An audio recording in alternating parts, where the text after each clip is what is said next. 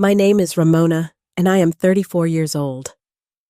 I thought my 5-year marriage to Jackson was everything I ever wanted until that fateful dinner at his parents' house. We were sitting around the elegant dining table when Jackson made that cruel joke about me being boring in bed.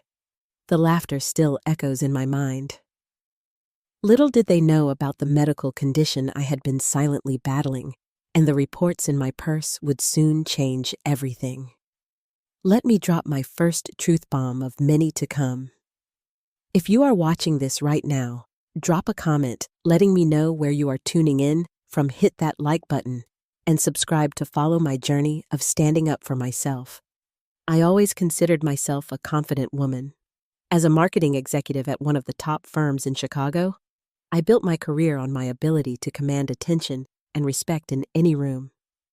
That confidence served me well in all areas of my life, except one, dealing with my husband's family. Jackson and I met at my college roommate's wedding 6 years ago. He was the best man, and I was a bridesmaid. The bride had warned me about him. "He is charming, but a total player," she had said. But when our eyes met across the dance floor, something clicked. He asked me to dance, and we spent the entire night talking. By the end of the wedding, we had exchanged numbers, and he called me the very next day. Our romance was a whirlwind. Jackson was a successful corporate lawyer with boyish good looks and a charisma that drew people to him. We dated for 7 months before he proposed during a weekend trip to Napa Valley. I said yes without hesitation. Our wedding was elaborate and beautiful just as Jackson wanted it. 300 guests, a 5-course meal, and a honeymoon in the Maldives. The first year of our marriage was passionate and fun. We traveled, we entertained, we built a life that looked perfect on the surface. But even in those early days, I noticed Jackson's need for validation and attention. He thrived when people complimented him or asked for his advice. He could be the most attentive husband when we were alone, but in social situations, he often performed for the audience rather than connecting with me. This was especially true around his family. The Wilsons were old money and highly respected in our community. Jackson's father, Harold, was a retired judge who still consulted for high-profile cases. His mother, Patricia, was a socialite who served on the boards of several prestigious charities. And his sister, Amanda, was a successful obstetrician-gynecologist at the university hospital. Their approval meant everything to Jackson. From the first time I met them at our engagement dinner, I sensed their subtle disapproval. They were polite but reserved. Patricia asked about my family, and I could see her expression shift when I told her my father was a mechanic and my mother a high school teacher. "How interesting," she had said with a tight smile. We always encouraged our children to socialize within certain circles, but Jackson has always had a mind of his own. That comment set the tone for our relationship. I was an outsider who needed to prove herself worthy of the Wilson name. For the first few years, I tried everything to fit in. I volunteered for the same charities as Patricia. I read the books Harold mentioned to have intelligent conversations with him. I even tried to connect with Amanda over her medical practice, though she always seemed too busy to engage with me fully. Through it all, I noticed how Jackson changed around them. The man who told me I was brilliant at home would correct me at family dinners. The husband who valued my independence would make jokes about my expensive shopping habits to his father. The partner who praised my cooking would compliment his mother's superior skills at Sunday meals. I noticed these subtle put-downs, but dismissed them as my own insecurity. Jackson loved me. He had chosen me. Surely these small moments of disrespect weren't intentional. I convinced myself that once I fully proved my worth to his family, things would change. I just needed to try harder. Little did I know that our relationship would soon face a challenge that would reveal the true nature of my marriage and my place in the Wilson family. The problems began about 2 years into our marriage. What started as occasional discomfort during intimacy gradually became consistent pain. At first, I ignored it, hoping it would go away on its own. When it didn't, I began making excuses to avoid sex. I was too tired. I had a headache. I needed to wake up early. Jackson was understanding at first. He would kiss me goodnight and roll over without complaint. But as weeks turned into months, his patience wore thin. The rejection was clearly hurting his ego. "Is everything okay between us?" he asked one night after I winced and pulled away from his touch. "I just have not been feeling well lately," I admitted. "It hurts when we try to be intimate." His brow furrowed with what seemed like genuine concern. "Maybe you should see a doctor." I nodded though the thought filled me with dread. Discussing such private matters with a stranger felt humiliating. Still, I made an appointment with my primary care physician the next day. Dr. Reynolds was professional but dismissive. After a brief examination, she suggested it might be stress-related or a minor infection. She prescribed an antibiotic and recommended using lubricant. "These things happen," she said with a shrug, "especially when the honeymoon phase wears off. Try to relax more." I left feeling embarrassed and unheard. The antibiotics did nothing, and the pain continued. The growing tension in our marriage became palpable. Jackson's initial concern gradually gave way to frustration. Our once vibrant relationship became strained with unspoken resentment. "Maybe we need to spice things up," Jackson suggested one evening. "Try something new." I agreed, desperate to fix whatever was wrong with me. We bought toys and lingerie. We watched adult films together, but every attempt ended the same way, with me in tears from the pain and Jackson sighing in disappointment. As our physical intimacy decreased, so did our emotional connection. Jackson stayed later at the office. He became glued to his phone when at home. The loving gestures that once filled our daily life, like morning coffee or surprise lunch dates, stopped completely. I tried to compensate by being perfect in other ways. I kept our home immaculate. I prepared elaborate meals. I never complained about his late nights or the growing distance between us. If I couldn't be the wife he needed in the bedroom, I would excel in every other area. After 3 more months and 2 more unhelpful doctor visits, I finally took matters into my own hands. Through online research, I found the Women's Health Center downtown, which specialized in sexual health issues. Despite my embarrassment, I made an appointment. Dr. Sarah Thompson was nothing like my previous doctors. She listened without judgment as I described my symptoms. She took extensive notes and asked thoughtful questions about my medical history, diet, stress levels, and the specifics of my pain. "Ramona," she said, looking me directly in the eyes, "what you're experiencing is real. It's not in your head, and it's not your fault. There are several conditions that could cause these symptoms, and we're going to figure this out together." For the first time in months, I felt a glimmer of hope. Thompson ordered a series of tests, including ultrasounds, blood work, and cultures. The process was uncomfortable and sometimes painful, but Dr. Thompson's compassionate approach made it bearable. The waiting period was agonizing. My mind raced with possibilities, each more terrifying than the last. What if something was seriously wrong? What if I could never have a normal, intimate life again? What if Jackson left me? During this time, I avoided family dinners at the Wilsons. I couldn't bear Patricia's probing questions or Amanda's clinical gaze.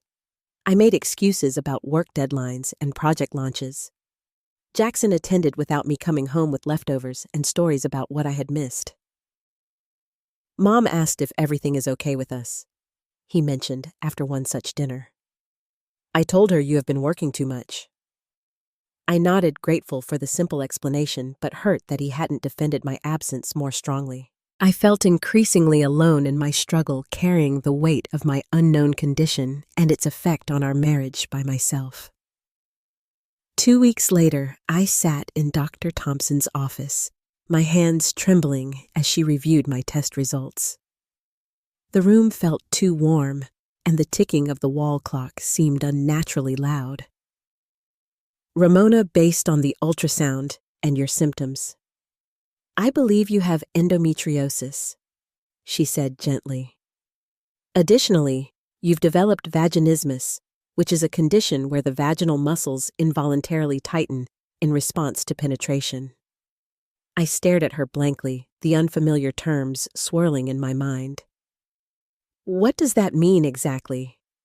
Dr. Thompson explained that endometriosis occurs when tissue similar to the lining of the uterus grows outside the uterus, causing inflammation and pain, particularly during sex.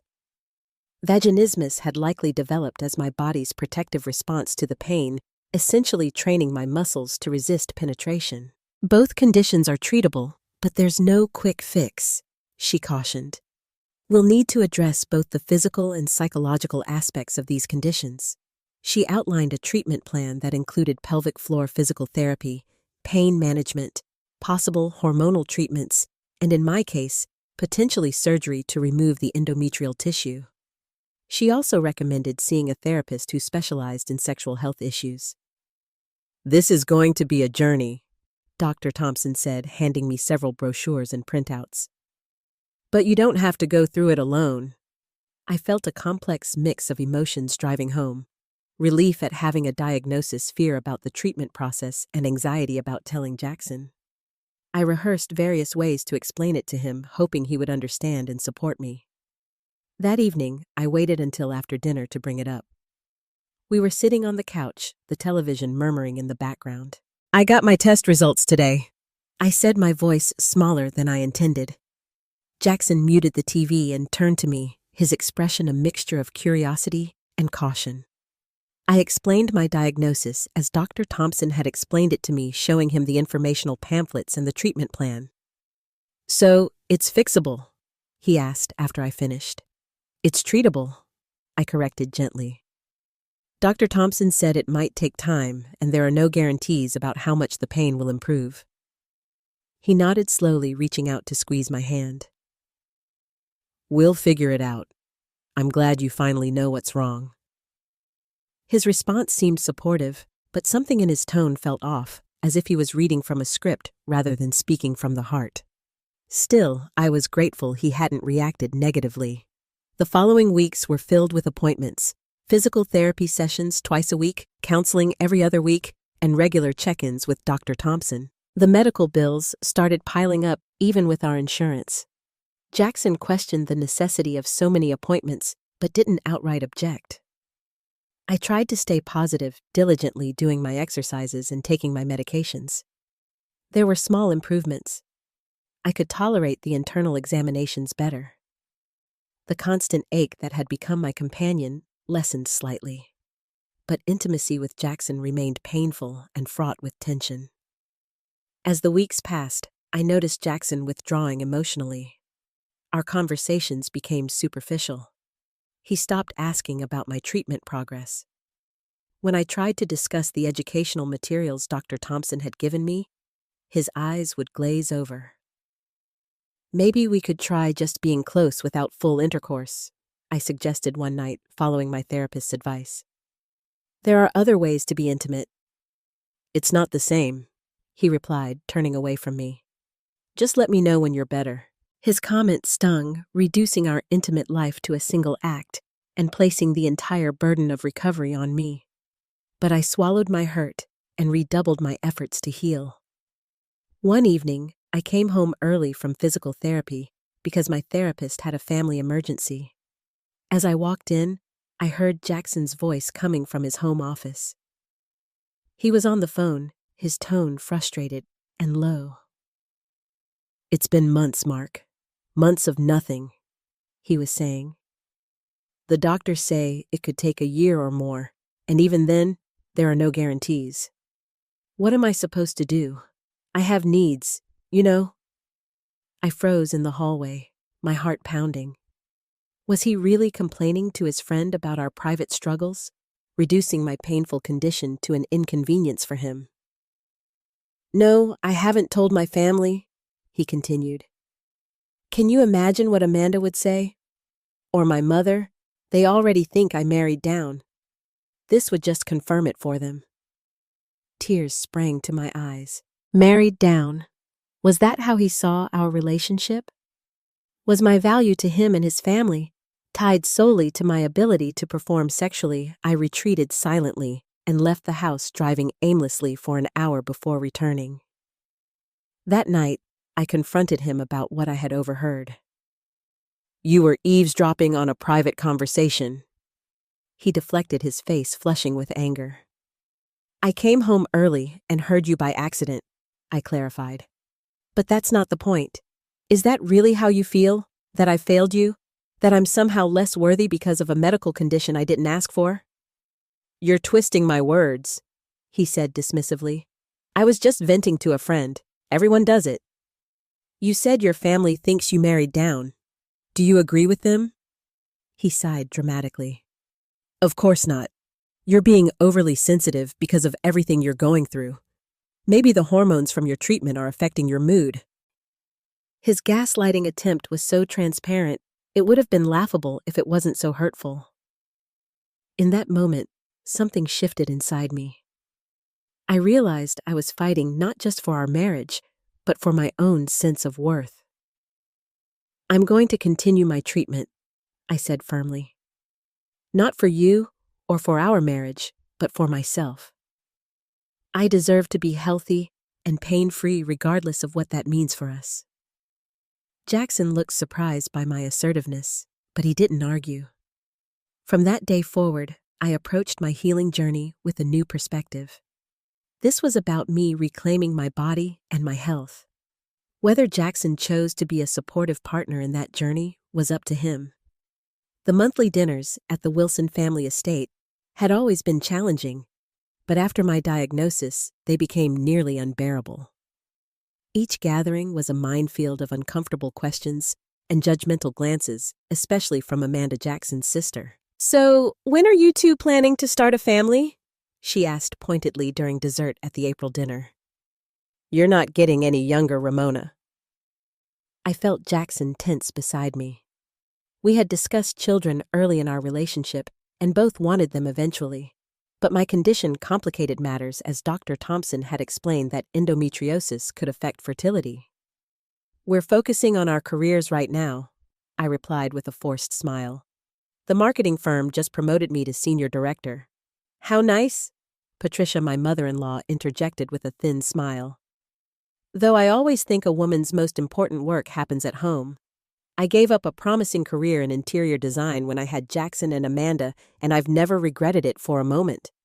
Her comment hung in the air, the implication clear. A real woman prioritizes family over career. I took a sip of wine to avoid responding.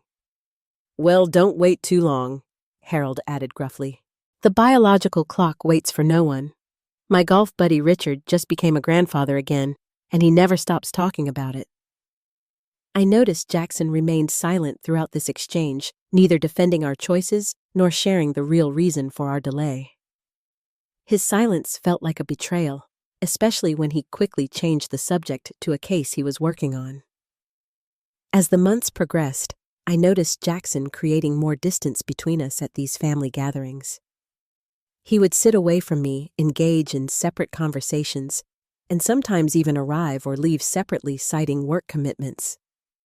At the summer barbecue, I observed him spending an unusual amount of time chatting with Eliza, the daughter of Patricia's friend from the country club. She was 25, newly graduated from law school, and laughed a little too enthusiastically at all of Jackson's jokes. I watched as he touched her arm while explaining something, leaning in closer than necessary. Patricia noticed my observation and sidled up to me. "Eliza's father is a partner at Hamill and Roberts. They're considering Jackson for their corporate team. Networking is so important in his field, don't you think?" Her explanation was plausible, but her smug expression suggested she enjoyed seeing my discomfort. I excused myself and spent the rest of the afternoon helping Harold with the grill, away from the spectacle of my husband's flirtation. The family vacation to their lake house in August was the worst.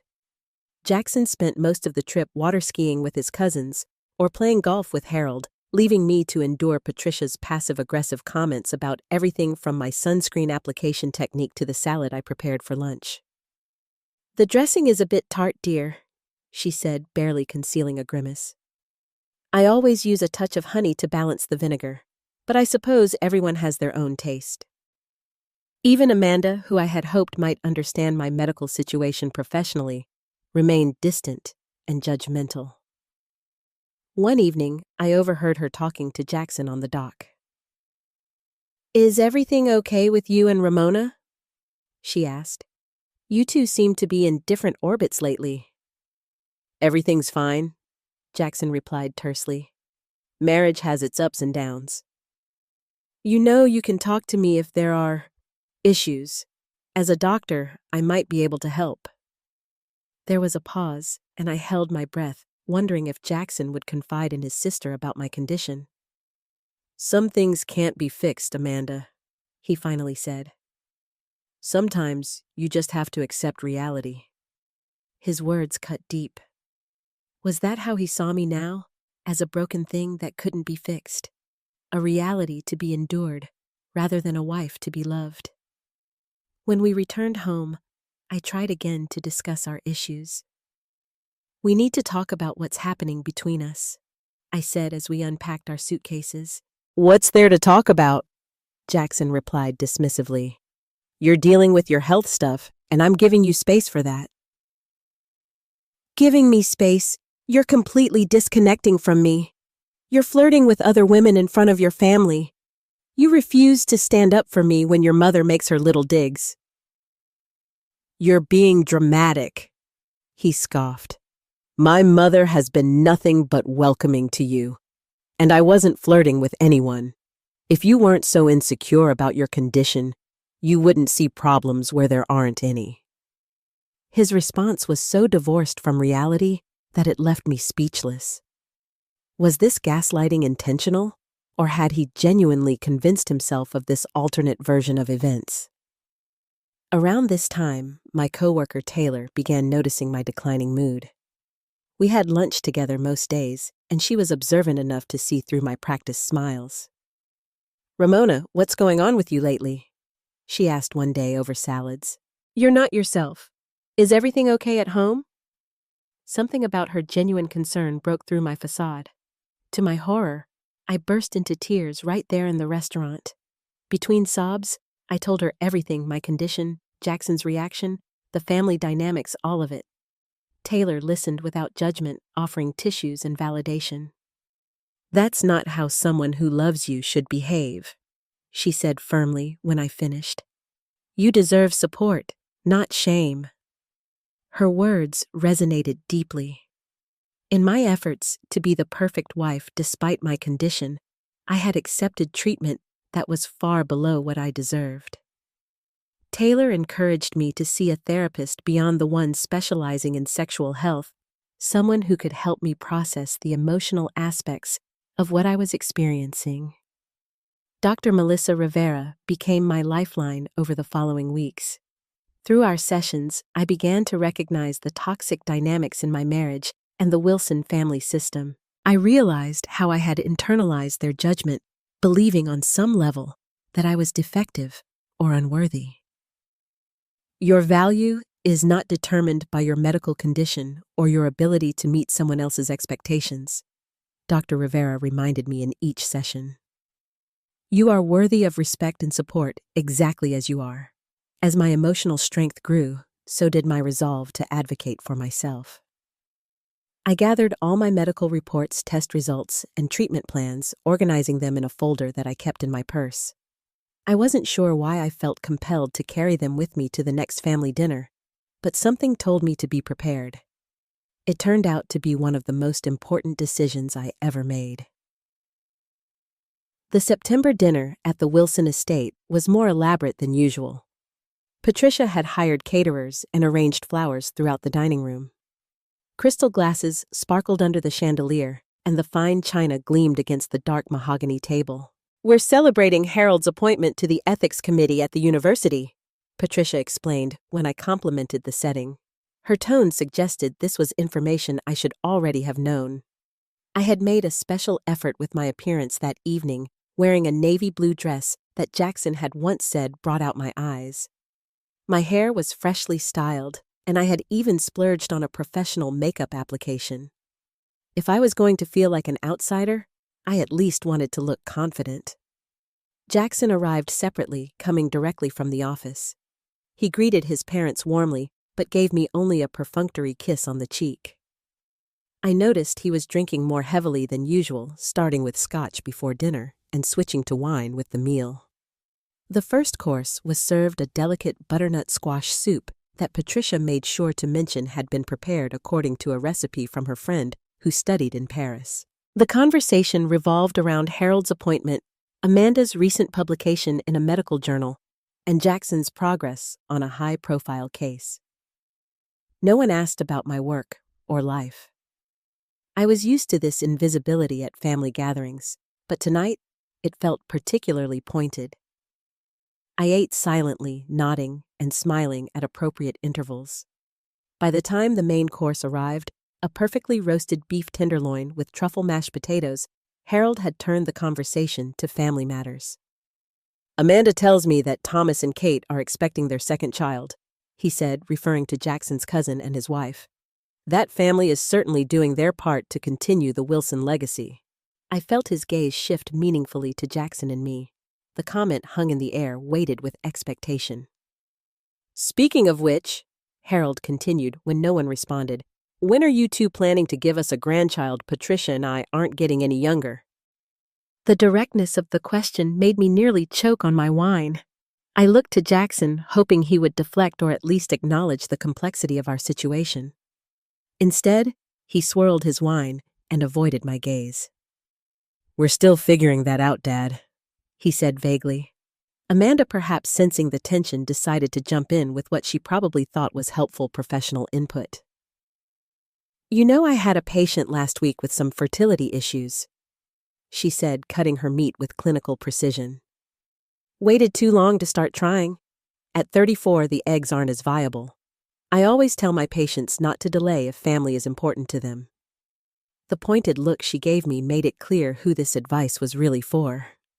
I felt my cheeks burning, but managed to maintain my composure. "That's fascinating, Amanda," I replied evenly. "Though I imagine you also see patients with conditions that complicate family planning regardless of age." "Of course," she conceded.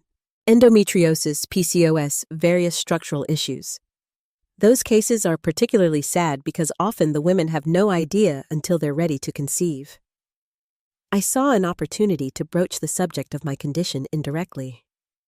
"And how do partners typically respond when these issues arise? Are they generally supportive?" Amanda looked slightly taken aback by my question, but considered it thoughtfully. "It varies. The good ones educate themselves and become advocates. Others, well, not everyone has the emotional maturity to handle medical challenges in a marriage." Jackson shifted uncomfortably in his seat, draining his wine glass and immediately reaching for the bottle to refill it. "I can certainly understand the strain," Amanda continued. "Intimacy issues can be particularly difficult for couples to navigate." "I could tell you all about that," Jackson suddenly interjected with a bitter laugh. He was definitely intoxicated, now his words slightly slurred. "But Ramona would kill me if I shared our bedroom stories." A heavy silence fell over the table. Patricia looked scandalized, Harold uncomfortable, and Amanda professionally intrigued. I sat perfectly still, my heart pounding in my chest. "Jackson," Patricia admonished softly, "that's hardly appropriate dinner conversation." But Jackson, emboldened by alcohol and perhaps by years of putting his family's approval above my dignity, continued. "What, we're all adults here, and Amanda's a doctor. She deals with this stuff all the time." He turned to his sister with a conspiratorial smirk. "You want to know about boring in bed? Try being married to someone who flinches every time you touch them." The words hit me like a physical blow. I couldn't breathe. I couldn't move. The room seemed to spin around me as his family exchanged awkward glances, uncomfortable laughter escaping from Patricia and Harold. Amanda maintained her professional demeanor, but couldn't hide a flash of judgment in her eyes. In that moment, I saw clearly what I had suspected for months. My husband had betrayed my trust in the most fundamental way. He had taken my pain, my private medical struggle, and turned it into a punchline for his family's entertainment. all to distance himself from what he saw as my failure to position himself as the victim rather than acknowledge his role as an unsupportive partner. 1,000 responses flashed through my mind. I could leave dramatically. I could cry. I could lash out at Jackson with equally humiliating revelations. I could simply sit there and take it as I had taken so many smaller indignities over the years. Instead, I took a deep breath and reached for my purse. As the uncomfortable laughter died down and an awkward silence fell over the table, I pulled out the folder containing my medical reports. My hands were steady despite the adrenaline coursing through my body. "Since we're being so open about our intimate life," I said, my voice surprisingly calm, "perhaps you'd all be interested in the medical context for Jackson's complaint." All eyes turned to me as I placed the folder on the table, opening it to reveal the neatly organized medical documents inside. The atmosphere in the room shifted instantly from awkward amusement to tense curiosity. "For the past year," I began, my voice growing stronger with each word, "I have been dealing with a painful medical condition called endometriosis, combined with secondary vaginismus." I looked directly at Amanda, the doctor in the room. "As a medical professional, Amanda, you're familiar with how debilitating these conditions can be, aren't you?" Amanda's professional mask slipped for a moment, revealing genuine surprise. "Yes," she admitted. "Both can cause extreme pain during intercourse and other activities." I nodded and continued addressing the entire table, but avoiding Jackson's gaze. "I was diagnosed after months of seeking help from doctors who dismissed my pain. I've been in physical therapy twice a week on medication and following a comprehensive treatment plan." I pulled out the first report, a detailed ultrasound showing the endometrial tissue that had grown outside my uterus. "This is what's happening inside my body," I explained, sliding it toward Harold and Patricia. "Those growths cause inflammation and scarring, making even the gentlest touch excruciating." Patricia's face had transformed from shocked embarrassment to something that looked almost like compassion. Harold appeared deeply uncomfortable, stealing glances at his son, whose face had drained of all color. "And this," I continued, pulling out Dr. Thompson's treatment notes, "is the physical therapy protocol I've been following to retrain my muscles, not to expect pain during intimacy. It's a slow process that requires patience and understanding from both partners." I finally allowed myself to look at Jackson, who was staring at his plate, his earlier bravado completely evaporated. "Unfortunately, some partners find it easier to mock their wives than to support them through a medical crisis." Amanda reached for one of the reports, her clinical interest apparently overriding the social awkwardness of the moment. "This is quite severe," she noted, studying the images. "And you've been dealing with this for a year?" "Yes," I confirmed. "A year of paying doctor's appointments and treatments. A year of trying to hide my condition from all of you because my husband was ashamed of it. A year of being made to feel that my medical problem was somehow a personal failure." Jackson finally found his voice, though it was weak and defensive. "You're making it sound worse than it is. I've been supportive." "Supportive?" I repeated incredulously. "You complained to your friend Mark that I wasn't meeting your needs. You flirted with Eliza right in front of me. You just mocked my pain as being boring in bed to your entire family." Jackson's face flushed with anger and embarrassment. "You're embarrassing yourself right now," he hissed. "This isn't the place for this discussion." "Where is the place, Jackson?" I asked calmly. "You made our private struggle public when you decided to humiliate me in front of your family. I'm simply providing the context you conveniently left out." Patricia cleared her throat, clearly trying to regain control of the situation. "Ramona, dear, we had no idea you were going through this. Jackson never mentioned any health concerns." "Of course he didn't," I replied, not unkindly. "He was too busy maintaining the image of the perfect son with the perfect life. Admitting his wife had a medical problem that affected your expectations of grandchildren would tarnish that image." Harold, who had been uncharacteristically quiet, finally spoke up. "Son, is this true? You knew about your wife's condition and didn't support her." Jackson squirmed under his father's disapproving gaze. "It's complicated, Dad. She's making it sound one-sided." "What's complicated about supporting your wife through a medical condition?" Harold pressed his voice stern. "That's the most basic commitment in a marriage." "Especially as a Wilson," Patricia added, surprising me with her support. "We raised you to stand by your family through difficult times." Amanda was still reviewing my medical documents with professional interest.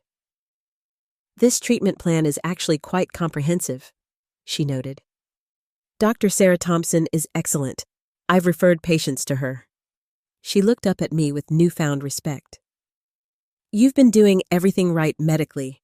This isn't about you being boring or difficult. It's about a legitimate health condition that requires management and support." The validation from a medical professional, especially one who had previously seemed to judge me, was unexpectedly powerful. Tears pricked at my eyes, but I blinked them back, determined to maintain my composure. "Thank you," I said to Amanda. "That means a lot coming from you." Jackson attempted to regain control of the narrative. "Look, I may have had a few too many drinks and said something stupid. Can we just move past this?" "No, Jackson, we can't," I said firmly. "This isn't about one thoughtless comment. This is about months of emotional neglect. While I've been fighting to heal my body, you've been undermining me at every turn, making me feel like a burden, a disappointment, someone who isn't living up to the Wilson standard." Patricia surprised me by reaching across the table to place her hand over mine. "Ramona, I had no idea, and I fear I may have contributed to your feeling unwelcome. For that, I am truly sorry." Her unexpected apology nearly broke my composure. I nodded, unable to speak for a moment. "You know," Patricia continued, glancing at Harold, "I had my own health struggles early in our marriage. Nothing like what you're going through, but challenging nonetheless." Harold nodded, his expression softening with the memory. "Patricia had severe postpartum depression after Amanda was born. Back then, it wasn't something people talked about. We kept it private, handled it as a family." "Maybe too private," Patricia admitted. "Perhaps, if we had been more open, it wouldn't still carry such stigma today." This revelation about the seemingly perfect Patricia Wilson stunned me. I had always seen her as invulnerable, the flawless matriarch who judged my every flaw. "I never knew," Jackson said, looking genuinely surprised. "We didn't talk about it," Harold explained. "That was the way of our generation. But that doesn't mean it's the right way." He fixed his son with a stern look. "And it certainly doesn't excuse humiliating your wife instead of supporting her." Jackson's face flushed with shame. "I didn't mean to humiliate her. I was just frustrated and had too much to drink." "That's not an excuse," I said, finding my voice again. "My worth isn't defined by my medical condition or by my ability to fulfill your sexual expectations. I deserve a partner who stands beside me during the hardest moments, not one who uses my pain as a punchline." I stood up, gathering my medical documents with steady hands. I've spent a year trying to fix myself, believing that if I could just get better, our marriage would heal too. But I see now that the problem isn't just in my body. It's in the foundation of our relationship. The room fell silent as I put the papers back in my purse and straightened my shoulders. "Thank you for dinner," I said to Patricia and Harold. "I apologize for the disruption, but perhaps some truths needed to be spoken." I turned to leave, feeling lighter than I had in months. Behind me, I heard chairs scraping as Jackson got up to follow me. "Ramona, wait," he called as I reached the foyer. "You can't just leave like this." I turned to face him, seeing not the confident man I had married, but a panicked boy, afraid of losing control. I can, and I am. Where are you going? He demanded, his voice a mixture of anger and fear. I don't know yet, I admitted. But for the first time in a long time, I'm making a decision based on what I need, not what everyone else expects of me. You're overreacting, he said, his tone shifting to the condescending one he often used when trying to manage me. Come back inside. We can talk about this at home. No, Jackson. We've done enough talking. Or rather, I've done enough listening to you talk about me around me, but never with me. As I walked to my car, I heard him following, alternating between apologizing and blaming me for embarrassing him. His words washed over me without penetrating. The spell was broken. I got into my car, locked the doors, and drove away, leaving Jackson standing in his parents' driveway, finally speechless. I spent that night at Taylor's apartment, crying and talking until the early hours of the morning. When I finally fell asleep on her couch, it was the most peaceful rest I had experienced in months. The burden of pretending, of trying to be worthy of the Wilson name, had lifted. The next morning, I called a lawyer. By the end of the week, I had filed for divorce and moved my essential belongings to a short-term rental. Jackson vacillated between desperate pleas for reconciliation and angry accusations. One moment, he would send flowers with apologetic notes.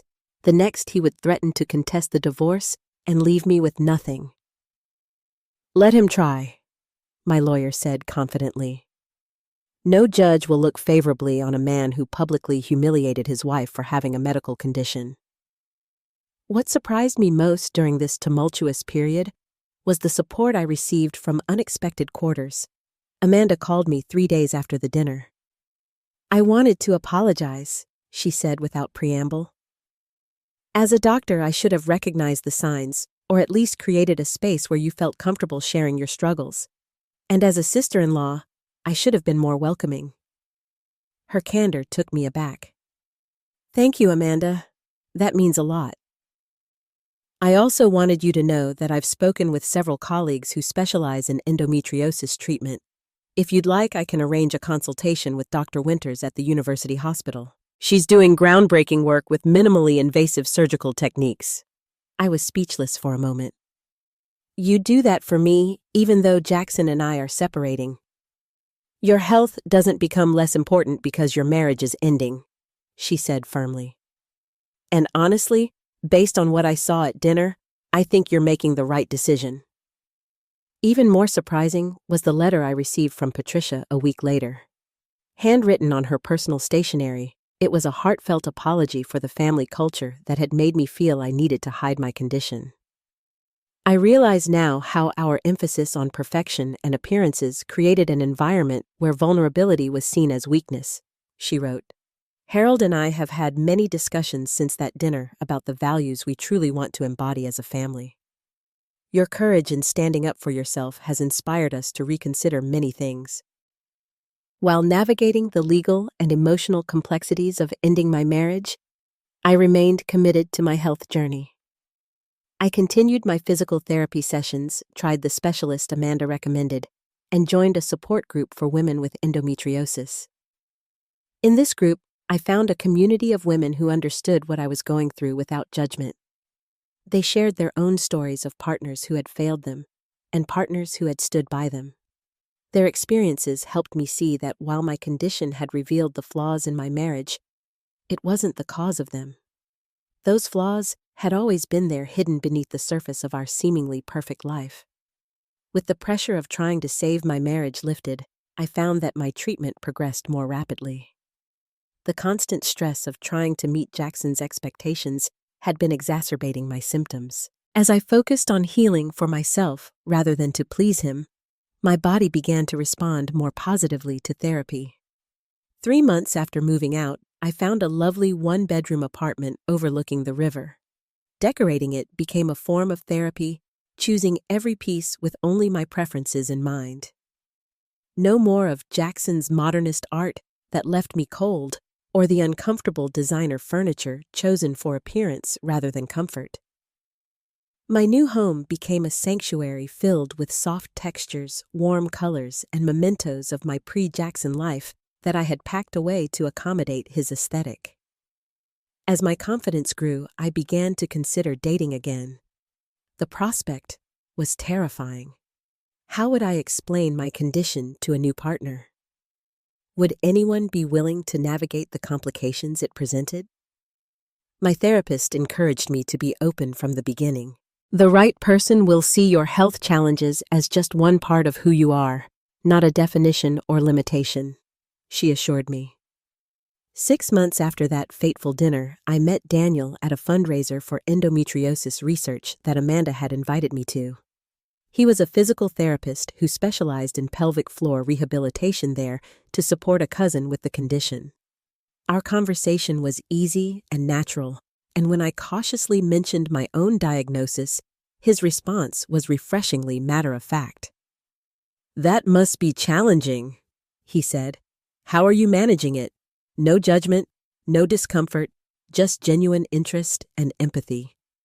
We exchanged numbers, and our first date was a walk through the botanical gardens, allowing us to talk without the pressure of a formal dinner. When our relationship progressed to the point where intimacy became a possibility, I was terrified, but determined to be honest. I explained my condition in detail, the treatments I was undergoing, and the limitations it might place on physical aspects of our relationship.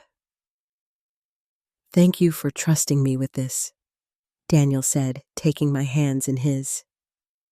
"We'll figure it out together at whatever pace works for you. There are many ways to be close." His response brought tears to my eyes. This was what support looked like. This was what I had deserved all along. Meanwhile, the divorce proceedings dragged on. Jackson fought every concession, dragging his feet on financial disclosures and contesting the division of assets. His initial contrition had hardened into resentment, especially as word got out about my new relationship. "You clearly weren't that sick if you're already with someone else," he spat during a tense meeting with our lawyers. "My condition doesn't prevent me from being in a relationship with someone who respects me," I replied calmly. "It just made it impossible to stay in one with someone who didn't." The final confrontation came when I went to the house to collect the last of my belongings. Jackson was supposed to be at work, but his car was in the driveway.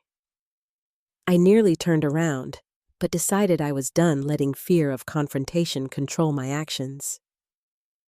He was in the living room, surrounded by boxes.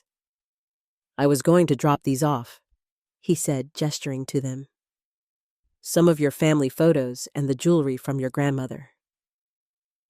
"Thank you," I said cautiously, surprised by the gesture. He nodded, then reached for a small velvet box on the coffee table. "I also wanted to return this. It was my grandmother's, so technically it should stay in the family." Inside was an antique sapphire ring that Patricia had given me on our first anniversary. "It belongs to a Wilson woman," she had said proudly. "And now, that's you." I took the box, strangely unmoved by this symbolic severing of ties to his family. "Is your mother asking for it back?" Jackson looked uncomfortable. "Not exactly, but I assumed." "You assumed wrong again?" came Patricia's voice from the doorway. I hadn't noticed her car outside. "I gave that ring to Ramona, not to you to give to Ramona. There's a difference." She walked into the room with the regal bearing I had once found so intimidating. Now I recognized it as a woman who had fought her own battles and survived.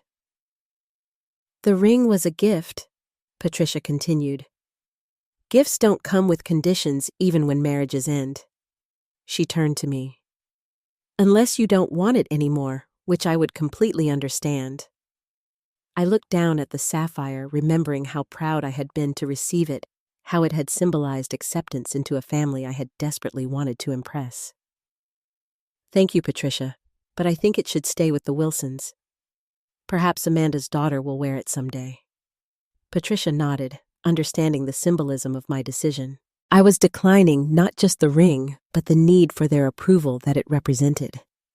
As I drove away from the house that had never truly felt like home, I realized that the painful dinner that had ended my marriage had also been the beginning of my liberation. By standing up for myself, I had broken free from the constraints of others' expectations.